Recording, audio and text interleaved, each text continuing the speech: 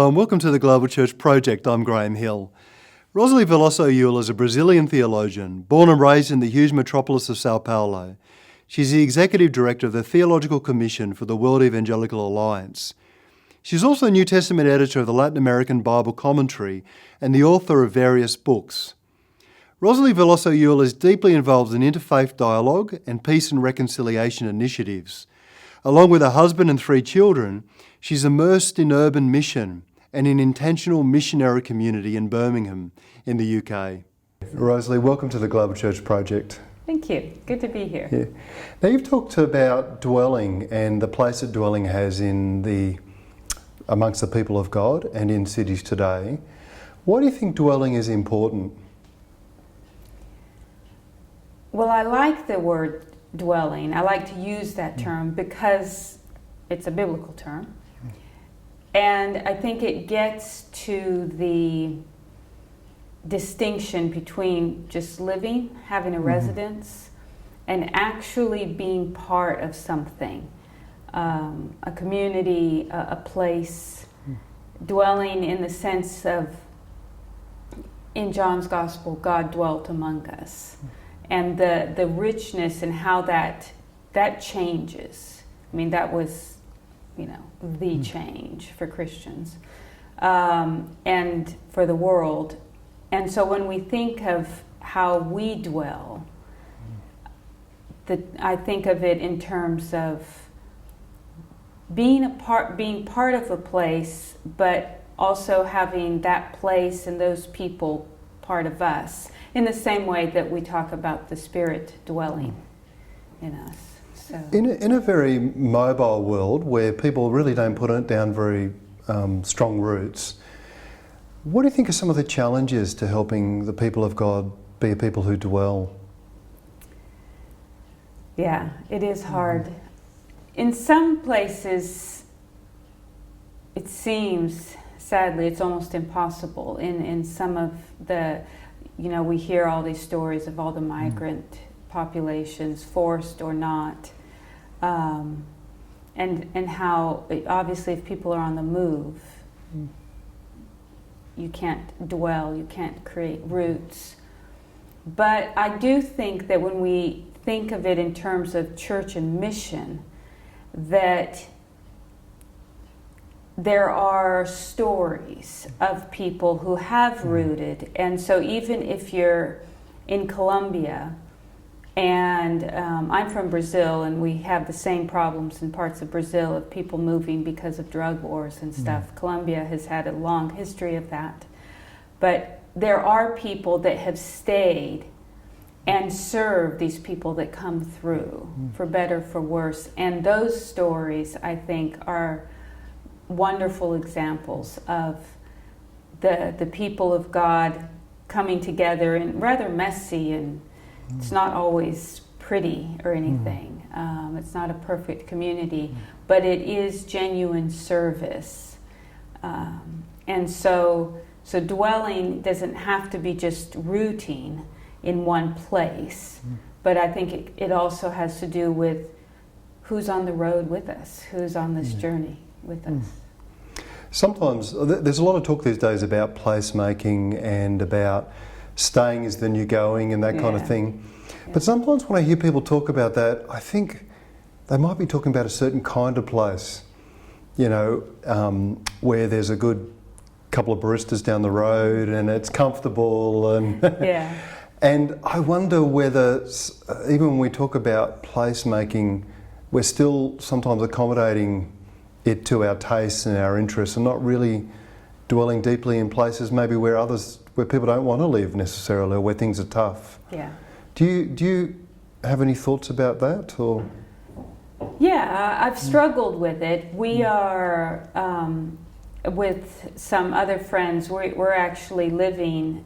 We'll be living shortly in what most people associate as the prison neighborhood here. When you mention the name of where we live, the first thing that comes to mind is this massive penitentiary.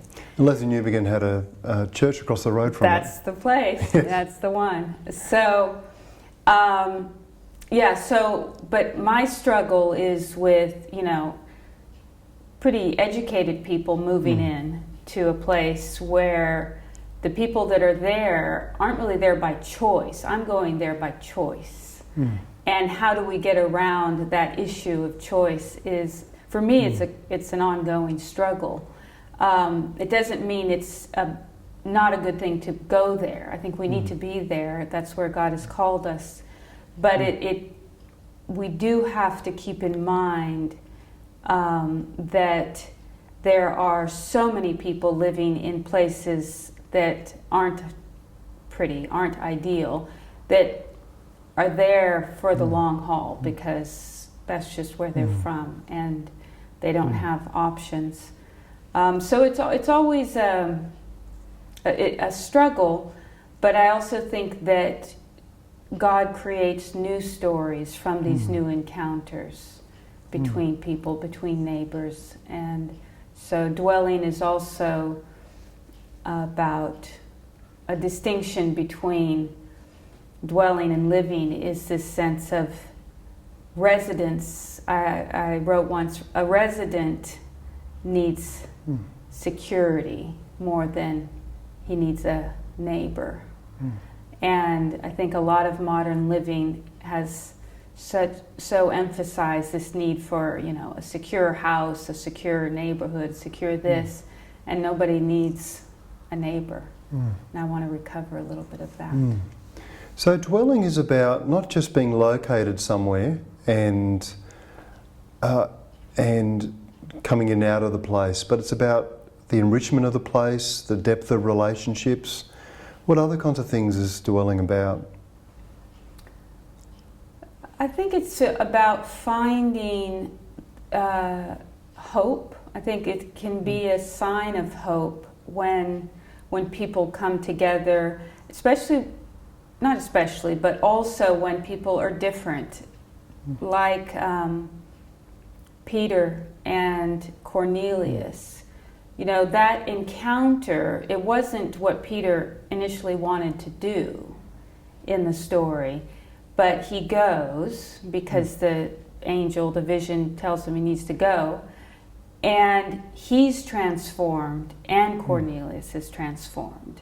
And it's in that encounter where you see exciting things, you see the Spirit working, and so it's uncomfortable. I think that story is great because it shows how they're both a bit hesitant about this. They're not sure what's going on, and yet that transformation is a gift to the body of Christ that the body wouldn't have had if that encounter hadn't happened.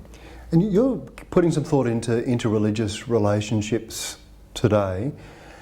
I wonder what sort of things you're exploring and also how dwelling might have a place in an environment where there is a lot of religious, ethnic tension. Yeah.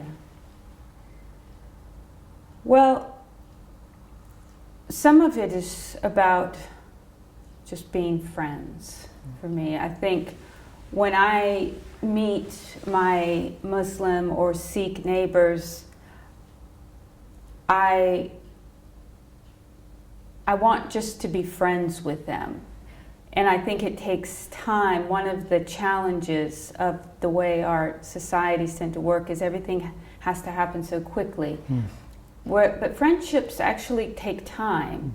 And it's sometimes hard work to be friends with and neighbors with someone who's so different, or where there are tensions because of different faiths. But I think it's something we have to do. I think it's something Christians have to do, is to be friends. And I have two friends from a long time ago. One's Jewish and the other's Christian. And after many years, I remember hearing them say, the Christian saying that he had prayed and still prays for his Jewish friend to see Jesus as his Messiah. And the Jewish friend saying, I still hope that my Christian friend will embrace the law of Moses. But it wasn't it was a real genuine friendship where they knew what the other hoped for one another, but that didn't. So it wasn't like a fake friendship or evangelism friendship type. It was for real, and that's.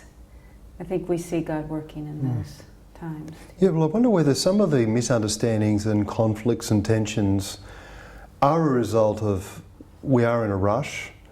We don't really take time to get to know each other. We don't consider each other's humanity genuinely. Yeah. And the kind of slow dwelling and deep friendships you're talking about making a difference in this kind of environment. Yeah, yeah. And getting to know people that look different, that have different faiths it is seen. You do see the richness of the diversity of humanity, even as we pray. We want everyone to love Jesus. Of course I do, but it's. I'm called first to love God and love my neighbor, and that's a big task right there. You know, if Christians could just stick to those, love God, love neighbor, it would be quite a different world. So whether or not the neighbor loves us. Really. Are there particular theological themes that really inform your understanding of dwelling? Well, in some ways, for me, dwelling is itself a theological theme, as I mentioned, from the Gospel of John, but other texts as well, the way the New Testament talks about the Spirit, the work of the Spirit in the church. It's a type of dwelling. I also think of the themes of friendship or relationship building as very, very foundational to Christian teaching and theology. That when we talk about making disciples, it's really hard to do that without any sense of friendship and relationship. And as much as I appreciate and understand statistics and all of the importance that those play into the way we think about Christian mission theology, it's still about the people, about the person. And one of the challenges, back to the city theme, is that it's really hard to miss the person in the city. Cities tend to isolate us. You know, you're rushing, you're in your car, and you don't encounter people. Do you see examples of groups in the UK who are seeking to dwell or seeking to work against the isolation that cities tend to encourage? And what are some examples that you see? Some examples of hope? Yeah. Well, I've seen examples even where we're going now to Winson Green, and with our friends Ash and Angier who are already there, and others who are from that place, who are, we share a meal on Thursday nights now, and it's a pretty random group that comes to a place called Center of the Earth, which is a funny name. It's I thought Sydney was the centre of the earth. Yeah. No, it turns out Center of the Earth is right in the shadow of the prison in Winson Green. Yeah. And it's a great space where we meet with all sorts of people and share a meal together. And I think that's definitely a sign of hope. Another one that I've seen here that I just love is the church that we've been a part of is in a mostly Pakistani and Somali neighborhood to the south of here. And the church has struggled with the changes in its neighborhood, but a few years ago there was basically a decision: either we're going to learn what it means to be Christian and neighbors to these different people moving in, or we're just going to wither up and die, as happened to a church down the road, actually. And so that negotiation has been, up and down, rather messy, but the church has had open days where, there'll be food and stuff for kids and bouncy castles and stuff, where that's open to the neighborhood just as a way to get together, because there isn't there's a park further up, but there isn't any good common space right there. And so the church has used its car park for that, and has some programs for younger kids and for the moms and stuff. But in all of that, when we first moved here, we were invited to lunch after church to an elderly couple in the church, as British as you can get. A brother, sister, who they were born there, they grew up there. He's got his World War II airplane models all over, and they remember the bombings and all this stuff. And I thought, I have 3 children, they were quite little, this was 4 years ago, and I thought, oh, this is just going to be a disaster, 3 kids bouncing off the walls in this couple's home. And that couple, she's a retired teacher, he's an engineer, retired engineer, they're both in their 80s. They are the ones that these neighbors bring their kids. The Somali will come, Anne, would you look after my kids for a couple hours? And they just do that because that's what you do when you love Jesus. They're not theologians, they're not missiologists, they just are Christian. And it was such a lesson, because, to me they were just stereotype British, and I'm from Brazil thinking, oh dear. And here this amazing couple doesn't live, I wish the neighborhood was the way it was 50 years ago. They're the ones that take care of these kids and open up their house, and it was so amazing. And I thought, now, that's a sign of hope. That is hope. It's not just a sign. And their testimony and witness on that street is remarkable. And I think that when we're in those neighborhoods, we see those sorts of stories as well. And those are definitely signs of hope. So those are 2 from Birmingham examples that I know of.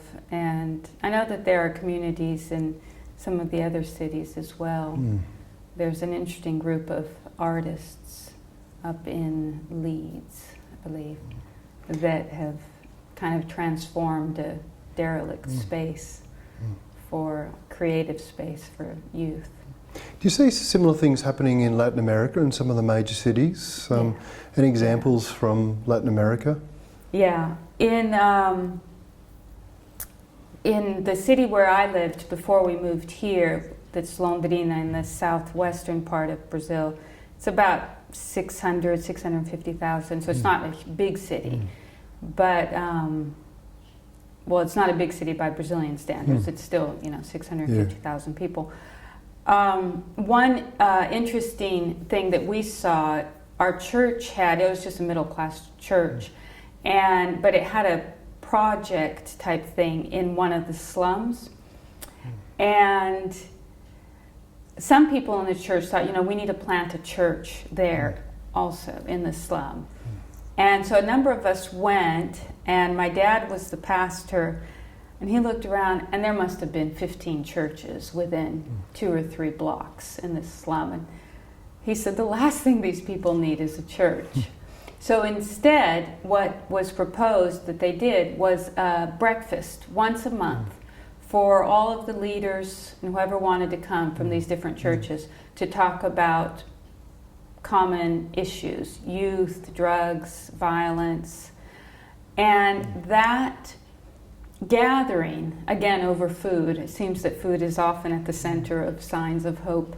That gathering around a meal helped build some not friendship, before the friendship, break down some stereotypes, because, you know, this pastor is in competition with that one and doesn't like that one. And so that coming together and thinking, wow, I'm struggling with the drugs, the youth in my church are struggling, and they are in this Catholic church, they are in that Pentecostal church, you know, what can we do together?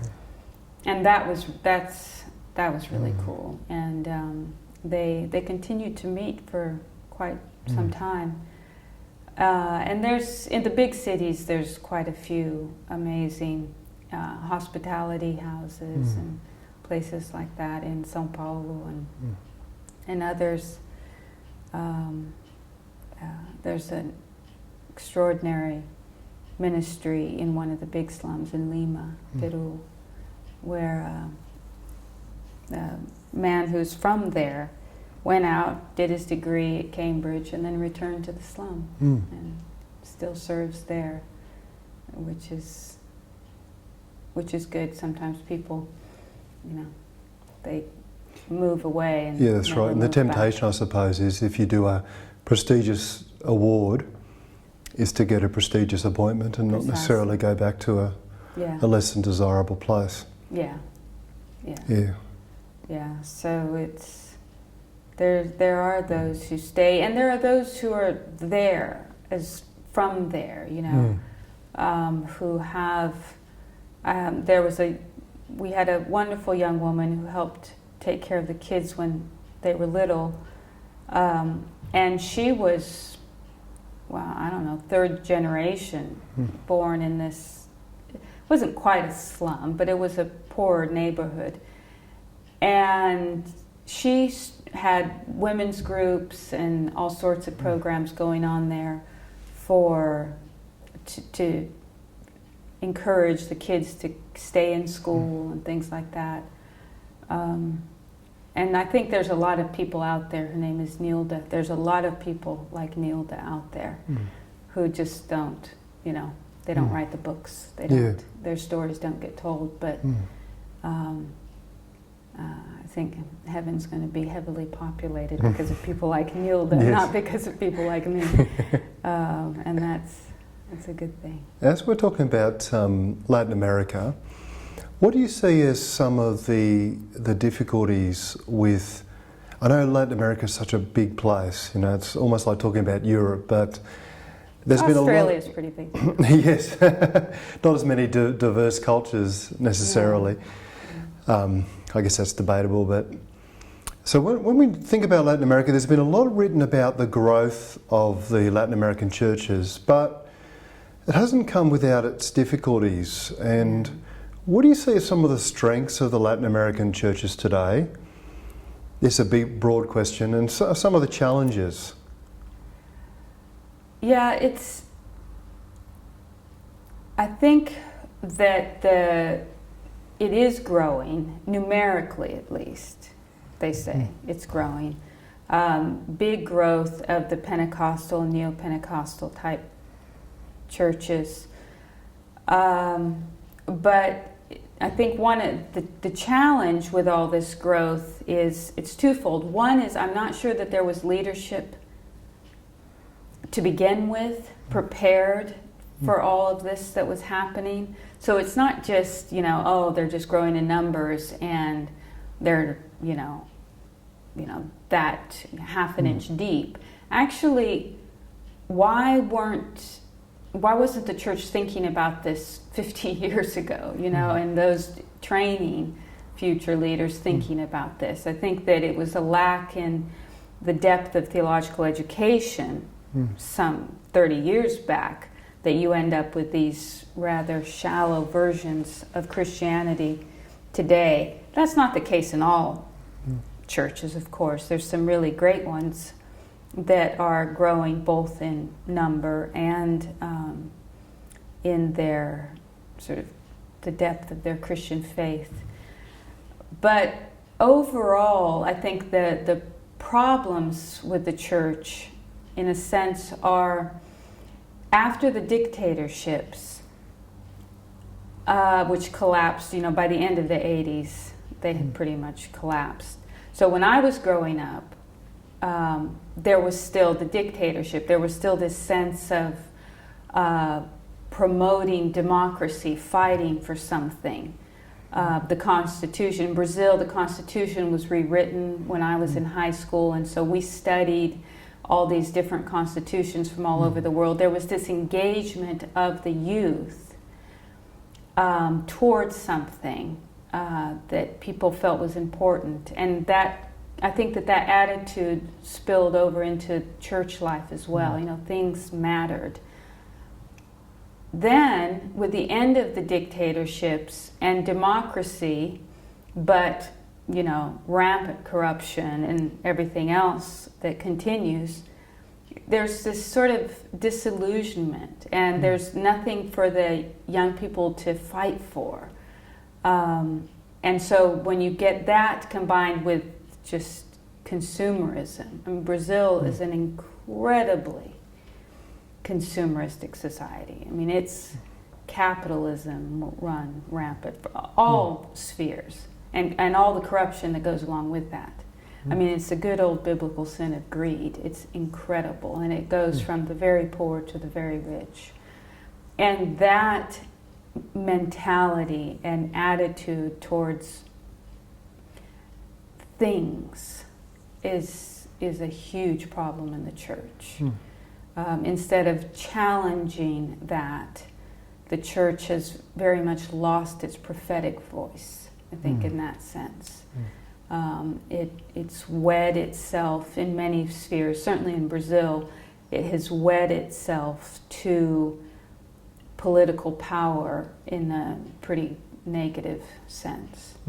And so the same corruption that you see in secular powers you see in the church. And that just destroys its integrity, If the church's eyes are on wealth and growth and not on Jesus, So where there has been a focus on growth in church life, that hasn't necessarily been followed up with a depth in discipleship or helping people think through the ethical, social and moral responsibilities of their discipleship. No, it hasn't.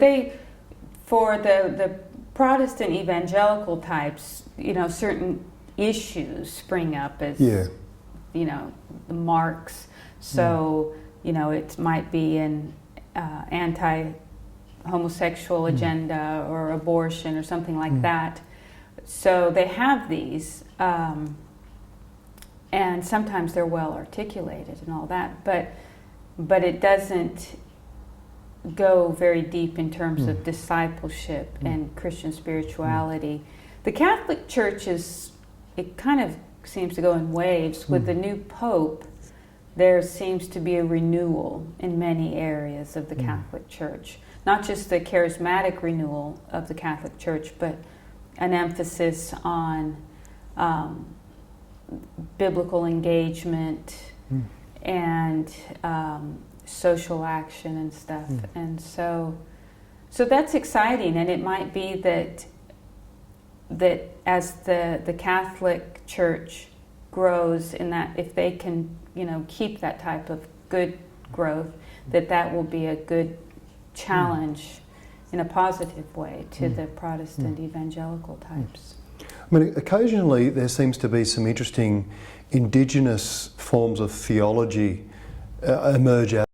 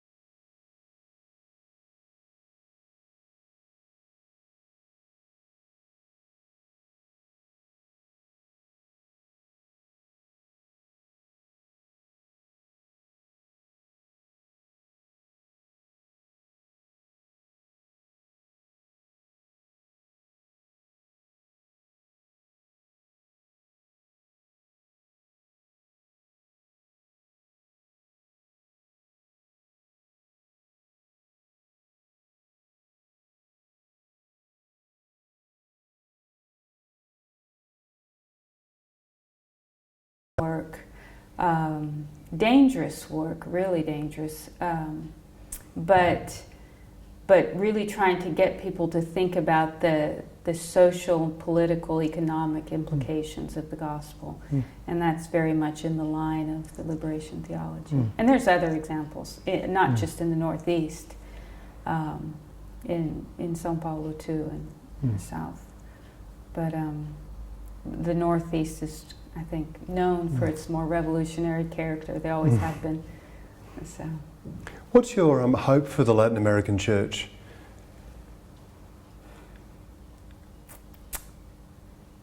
If I were to put it into one word, I think I would say humility. For I'm speaking more of the Protestant evangelical churches. I think its growth and its wealth have made it hard to hold on to humility, not in the sense of being walked on, stepped on, but service. Humility in the sense of, actually, isn't it great that God has blessed us with wealth, with growth, but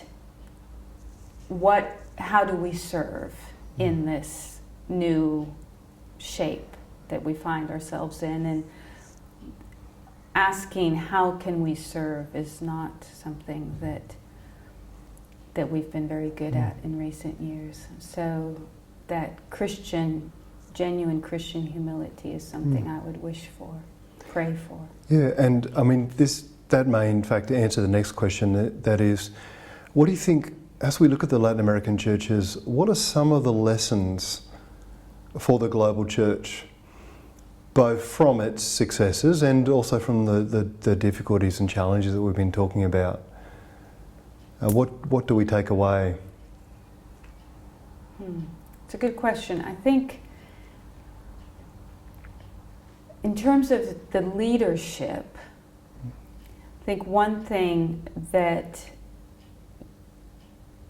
we can all learn from, that churches, that Christians around the world can learn from negatively from the Latin American church, is step down.